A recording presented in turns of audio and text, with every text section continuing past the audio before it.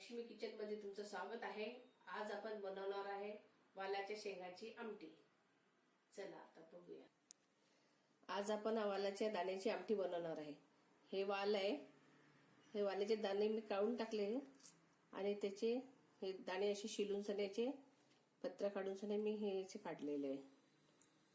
आता आपल्याला लागणारा साहित्य बघूया। वालाच्या दाण्याची आमटी। आता वालाच्या दाण्याची आमटी आपण वाल काढून घेतलेला आहे आणि मी खोबरं घेतलं होतं, ते खोबरं मिक्सर मधून काढून याचं पेस्ट करून घेतलेली आहे आणि मोहरी लसूण जिऱ्याची पेस्ट काढून टाकली। कोथिंबीर आहे,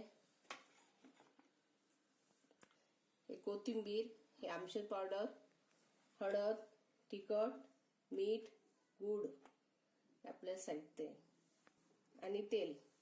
आता आपण कढई ठेवूया। आता आपण कढई ठेवलेली आहे, आता गॅस लावूया। आता आपल्याला अर्ध बुटलं तेल टाकायचं आहे। छान गरम झालं की आपण त्याच्यात मोहरी टाकूया। आता आपलं तेल झालेलं आहे, त्याच्यात थोडी मोहरी टाकूया।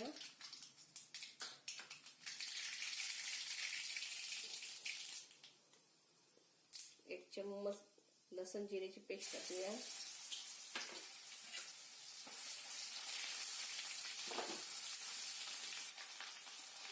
एक चम्मच तिखट, थोडी हळद, अर्धा चम्मच आमचूर पावडर। हे छान झालं आपलं, थोडं पाणी टाकूया।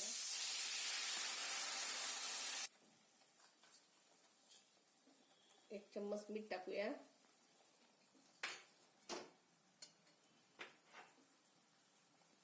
थोडा गूळ टाकूया।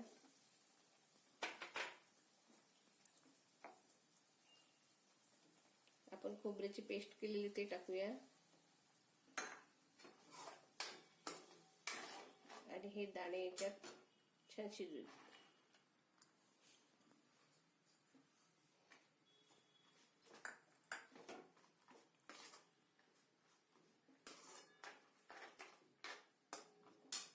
थोडं पाणी टाकून आपल्याला शिजवूया। थोडी वरून कोथिंबीर टाकायची, शिजू द्यायचं याला। वालाच्या शेंगाची आमटी तयार करायची आपल्याला भातासोबत खायला।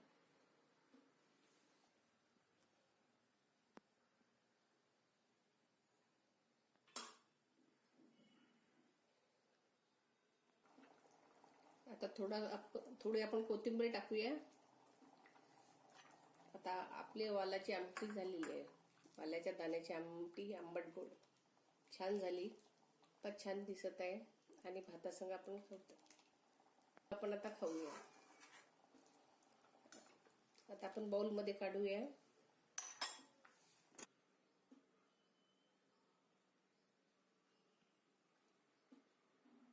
आता आपली आमटी तयार झालेली आहे, वालाच्या शेंगाच्या दाण्याची आमटी। आता ही भातासोबत खूप छान लागते खायला। माझी भाजी आवडली तर तुम्ही लाईक करा आणि शेअर करा।